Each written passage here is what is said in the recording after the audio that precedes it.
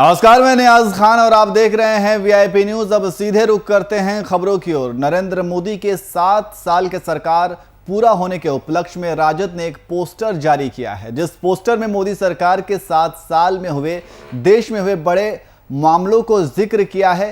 केंद्र सरकार के 7 साल पूरे होने पर राजद ने केंद्र सरकार के किए गए कार्यों की लिस्ट और उन कार्यों से जनता को हुई परेशानी की जानकारी इस पोस्टर के माध्यम से दी है। राजद विधायक प्रदीप साहनी ने मोदी सरकार पर नोटबंदी, जन धन योजना, कोरोना काल में इलाज और अंतिम संस्कार के लिए लोगों को लाइन में खड़े करने का आरोप लगाया है।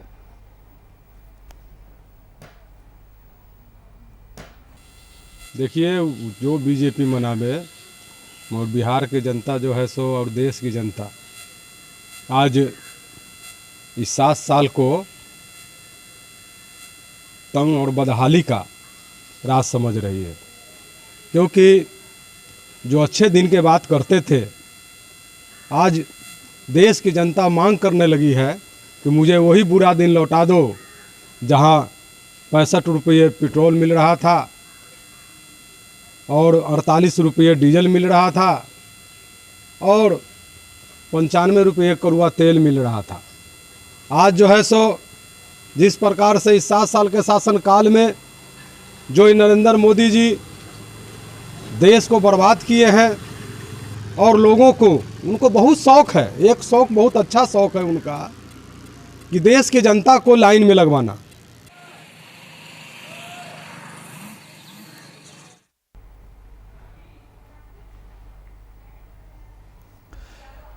तो बीजेपी अपने 7 साल के कार्यकाल पूरा होने के बाद उसे सेवा दिवस के रूप में मना रही है।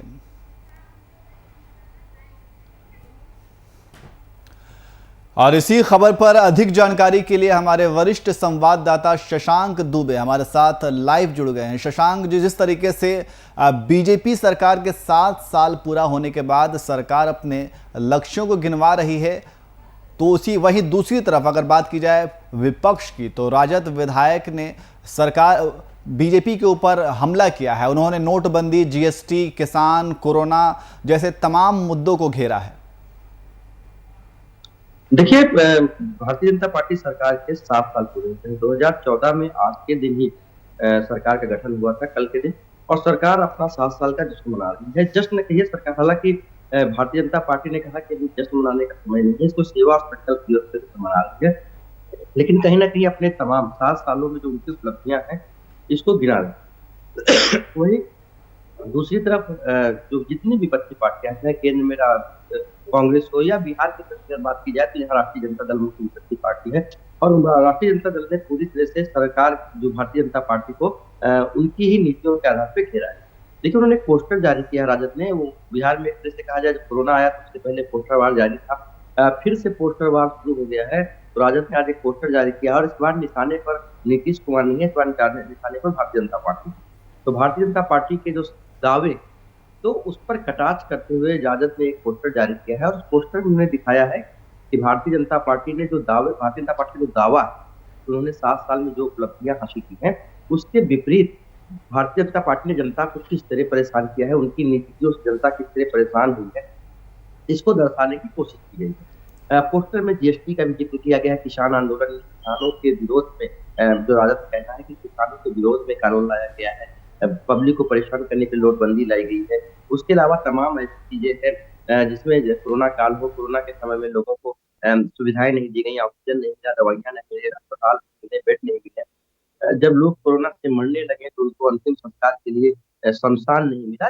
तमाम चीजों को एक पैकेज टाइप का बनाकर उन्होंने पोस्टर में दर्शाने की कोशिश की है और केंद्र सरकार पर और भारतीय जनता पार्टी पर हमला किया उन्होंने। तो ये एक राजनीति है, पॉलिटिक्स है। जब 7 साल का अपना जो लेखा जोखा है, वो जब केंद्र सरकार और भारतीय जनता पार्टी ये नहीं खा करके भारतीय जनता पार्टी अपनी अपनी जो उपलब्धि है उसको गिनाने में लगी हुई है, तो विपक्ष जाहिर है कि विपक्ष ये कोशिश करेगा कि इसको डीफेम किया जाए, उन चीजों को कहीं ना कहीं जनता को बताया जाए कि उन्होंने जो वास्तव में क्या किया है, और यही राजनीति है और पोस्टर वार के जरिए यही दिखाने की कोशिश की गई है। जी शशांक जी, लेकिन जिस तरीके से कुछ दिन पहले जब लालू भी जेल में थे तब भी तेजस्वी ने इसी तरीके से पलटवार किया था, और अब जब वो जेल के बाहर हैं, अब 7 साल का कार्यकाल पूरा हुआ है, फिर से इसी तरीके से पोस्टर के जरिए ही वार किया गया है। बिल्कुल, क्योंकि अब बिहार में ट्रेंड चल चुका है पिछले 2-3 सालों से, तब से खास करके 2020 के चुनाव के पहले से, कि पार्टियां पहले एक एजेंडा तय करती हैं, चाहे चाहे राजद हो, जदयू हो या भारतीय जनता पार्टी हो, और इस एजेंडे के तहत अपने पोस्टर लगाते हैं।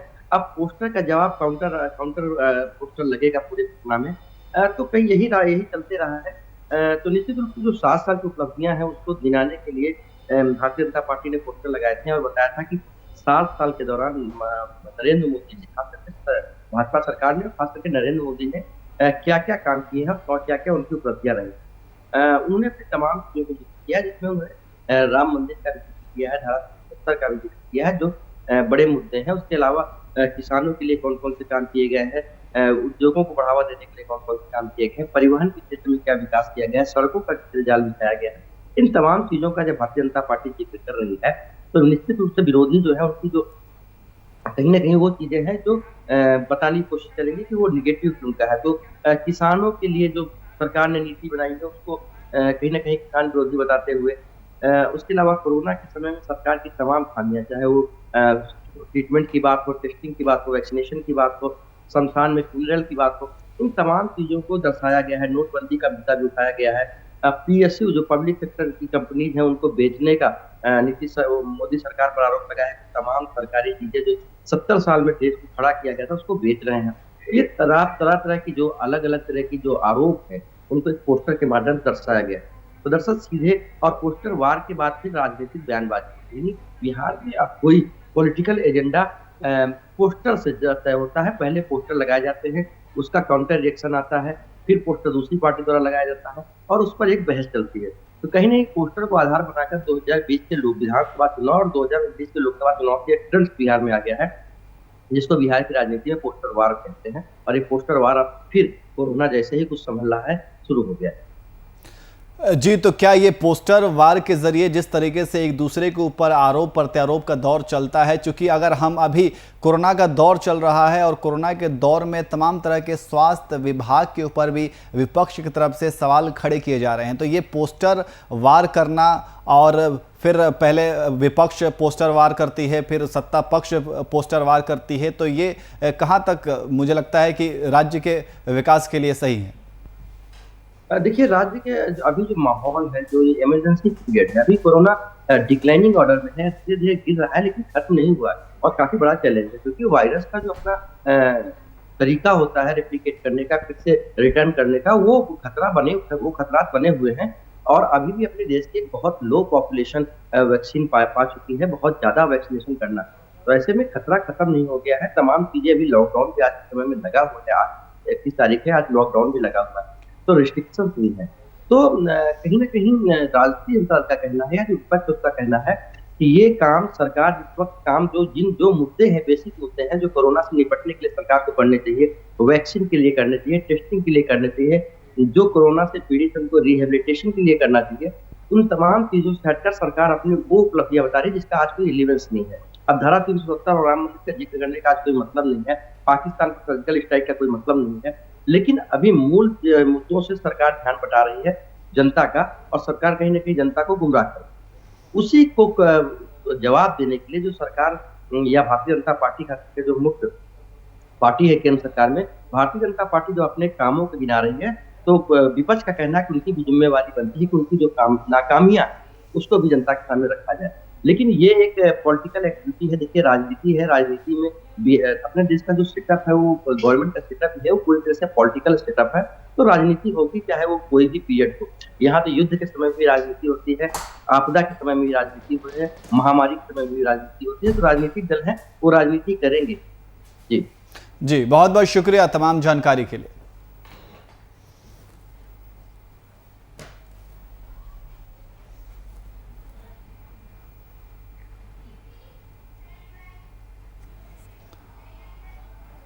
वहीं पलामू में लगातार वैक्सीनेशन को लेकर जिला प्रशासन पंचायत प्रतिनिधियों के साथ समन्वय बनाकर कार्य कर रही है।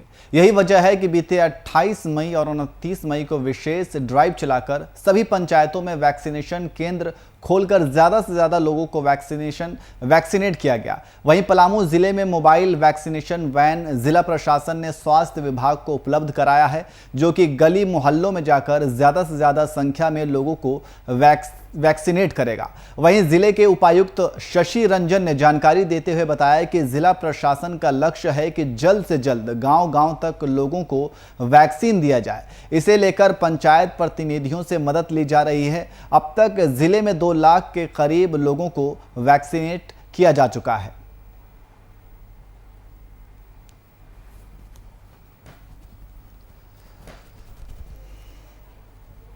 इस सेकंड डोज के लिए हम लोगों ने ड्राइव चलाया 28 और 29 और आगे भी चलेगा।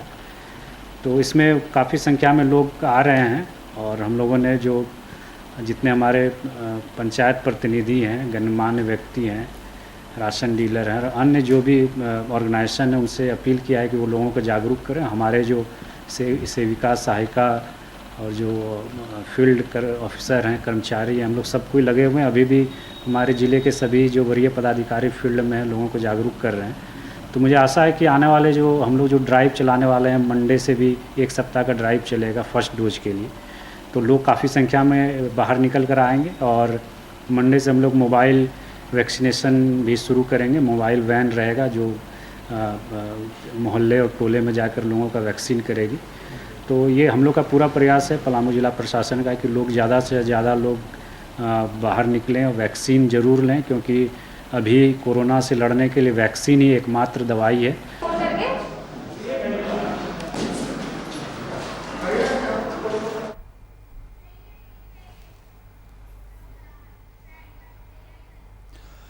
वहीं औरंगाबाद में पुलिस ने एक युवक के गुमशुदा होने के मामले की गुत्थी को सुलझा लिया है। पुलिस ने गुमशुदा युवक का शव हसपुरा थाना क्षेत्र के जखौरा के समीप कब्र से बरामद किया है, जिसके बाद पुलिस ने शव पोस्टमार्टम के लिए भेज दिया है। इस मामले में फिलहाल 4 लोगों से पूछताछ जारी है। जानकारी के मुताबिक युवक मृतक जहानाबाद जाने के लिए निकला था, लेकिन उसके बाद से युवक गुमशुदा है।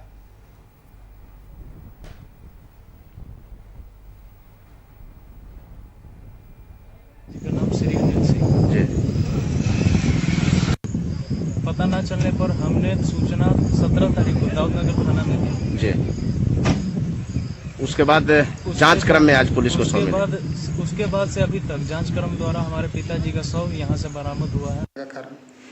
दिनांक 16/5/21 को टेम्पो चालक अनिल कुमार सिंह अपने गांव चौरी से अरवल के लिए निकले।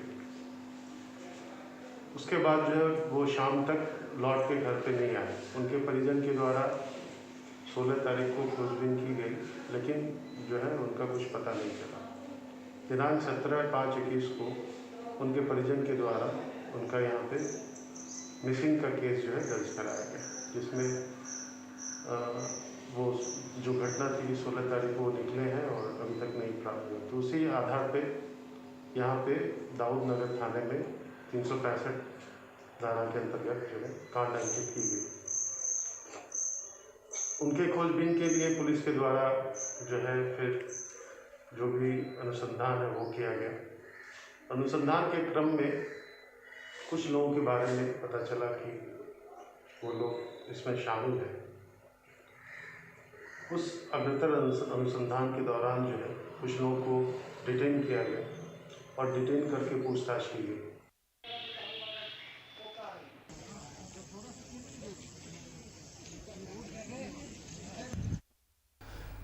वहीं जमुई जिले में प्रेमी युगल के हत्या का सनसनीखेज मामला सामने आया है। बीते 14 मार्च को बरामद की गई दोनों के शव को देखकर आत्महत्या की आशंका जताई गई थी, लेकिन इस कहानी में नया मोड़ आया। पोस्टमार्टम रिपोर्ट के अनुसार दोनों की हत्या हुई है। रिपोर्ट सामने आने के बाद शुरू हुए जांच पड़ताल में एक मामले में शामिल एक युवक की गिरफ्तारी हुई है। साथ ही घटना में शामिल अन्य लोगों की गिरफ्तारी के लिए छापेमारी जारी है।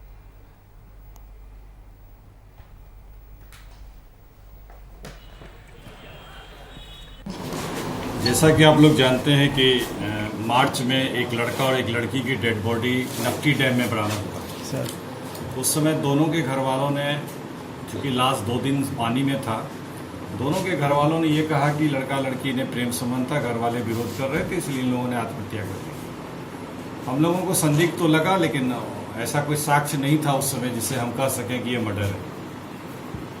बाद में जब हम लोगों ने इस संबंध में अनुसंधान प्रारंभ किया और कुछ वैज्ञानिक अनुसंधान, जैसा आप जानते हैं कि हम लोग के प्रारंभ करते हैं, तो ज्ञात हुआ कि लड़का और लड़की के बीच में प्रेम संबंध था। इससे नाराज होकर लड़की की जबरदस्ती शादी की जा रही थी कहीं पर। लड़का 10 तारीख को देवघर से आया, 11 तारीख को अपने घर पर रहा, 12 तारीख की शाम को उसको किसी ने फ़ोन करके बाहर बुलाया स्कूल के पास, जहाँ पे पहले से तैयार थे लड़की के घर वाले। और उन लोगों ने उसकी वहीं पकड़ के रख लिया। अब उसकी हत्या स्कूल के पास की गई, या जैसे लड़का का पिता बता रहे हैं कि जंगल में ले जाकर की गई। लड़के की हत्या करने के बाद इन लोगों को यह लगा कि शायद लड़की भी बता दे या कुछ करे, तो बाद में इन लोगों ने लड़की की भी हत्या कर दी।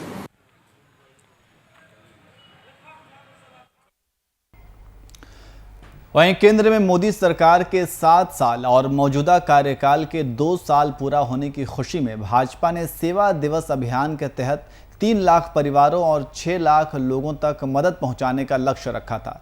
इस सेवा अभियान के तहत भाजपा कार्यकर्ता लोगों के बीच जाकर न सिर्फ उन्हें कोरोना महामारी से बचाव के लिए अपील की, बल्कि उन्हें मास्क और सैनिटाइजर भी वितरित किया। और साथ साथ आपको बता दें कि इस क्रम में केंद्रीय महासचिव सुप्रियो भट्टाचार्य ने केंद्र सरकार पर निशाना साधते हुए कहा कि केंद्र सरकार ने देश में जितने भी पब्लिक प्रॉपर्टी और गवर्नमेंट प्रॉपर्टी हैं उसे बेचने का काम कर रही है। वहीं रेल, एयरपोर्ट, बीमा कंपनी से लेकर कॉल कंपनी, तेल की कंपनियां इन 7 वर्षों में बिक गई हैं, जिससे 35% बेरोजगारी बढ़ गई है।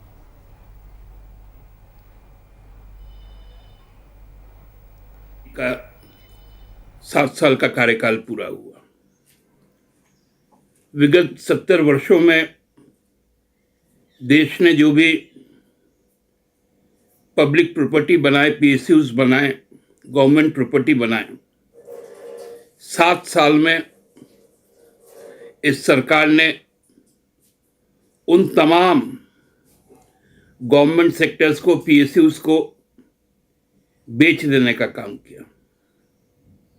हम सबको जानते हैं कि रेल का स्टेशन से लेकर, रेल से लेकर, एयरपोर्ट से लेकर, बीमा कंपनियां, कोल कंपनियां, लोहे की कंपनियां, जो हेल है हिंदुस्तान एरोनॉटिक्स लिमिटेड, जो तेल की कंपनियां, जो बैंक है हमारे नेशनलाइज्ड, ये तमाम चीजें इन 7 वर्षों में बिक गई। और ये पूरा का पूरा, जहां 35% बेरोजगारी बढ़ी 7 वर्षों में, वहां 65% बढ़ोतरी हुई पूंजीपतियों की कमाई में। आदरणीय प्रधानमंत्री जी का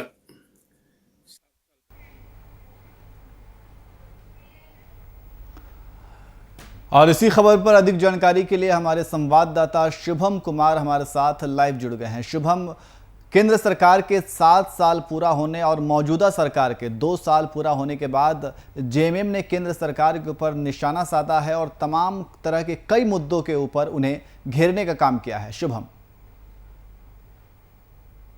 बिल्कुल नियाज, देखिए, एक तरफ पूरे देश में, कल पूरे राज्यों में मोदी सरकार के 7 वर्ष पूरे कार्यकाल का एक कह सकते हैं सेवा दिवस के रूप में जश्न मनाया गया। लेकिन उसके बाद जितने भी विपक्षीय पार्टियां, चाहे वो कांग्रेस की बात कर ले, चाहे वो जेएमएम की बात कर ले, तब सभी लोग कहीं ना कहीं केंद्र सरकार के उन रवैयों से खुश नहीं थे और उनको लगातार घेरने का प्रयास कर रहे थे।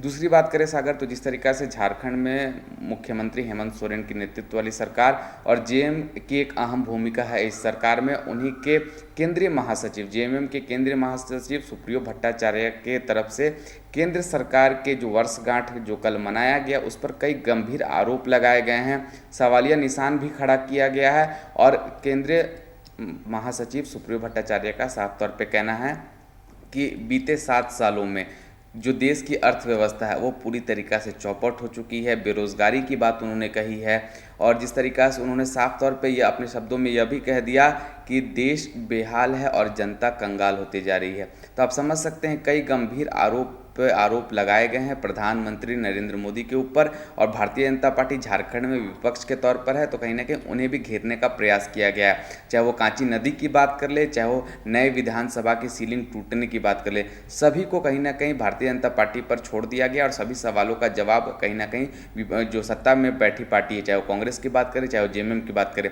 सभी लोग अपने सवालों का जवाब चाहते हैं और जो कि उनका मानना है कि इन सवालों का जवाब भारतीय जनता पार्टी के पास है नहीं।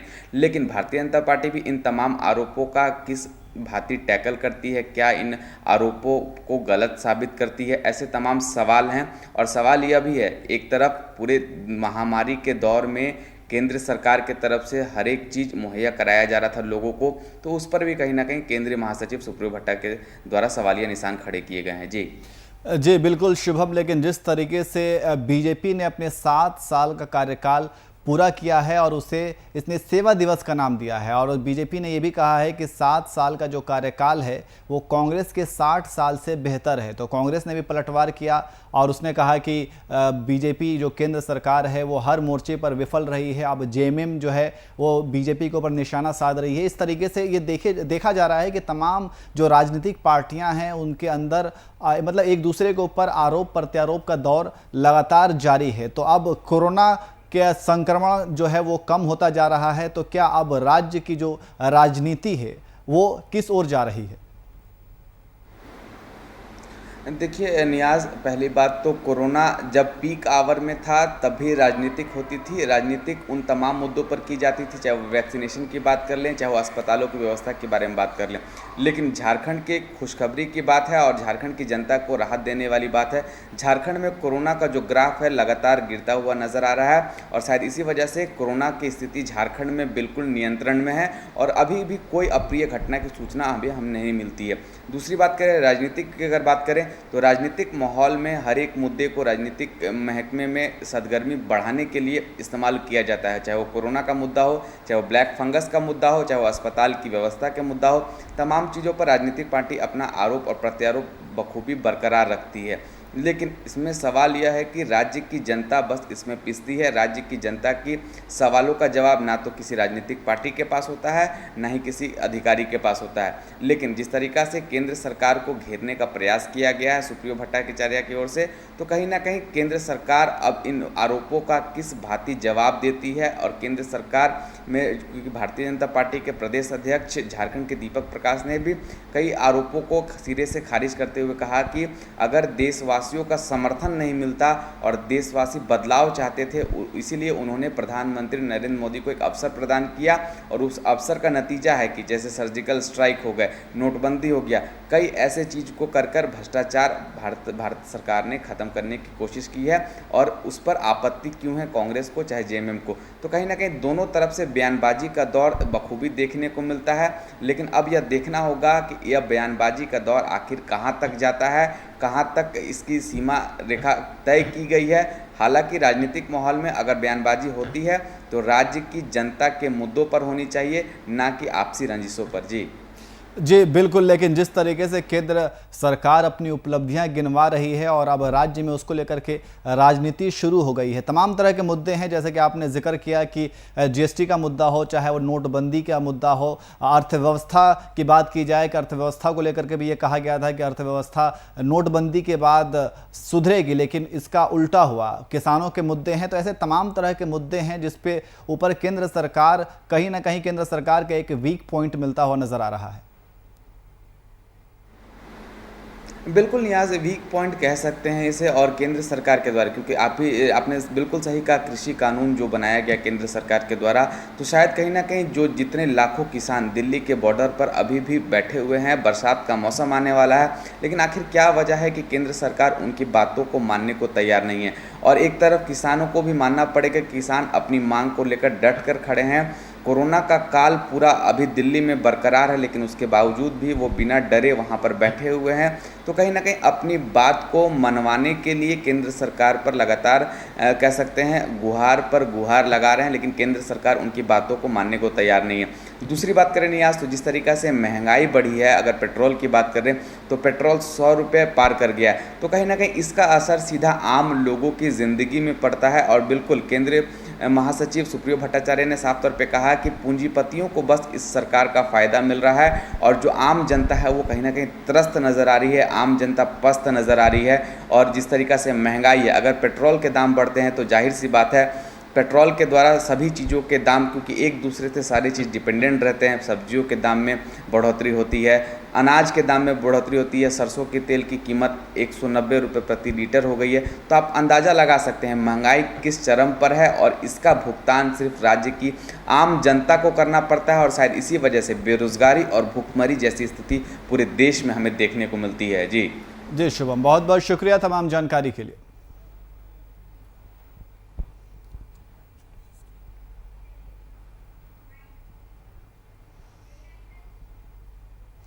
फिलहाल बुलेटिन में इतना ही। देश और दुनिया की तमाम खबरों के लिए देखते रहिए VIP न्यूज़। नमस्कार।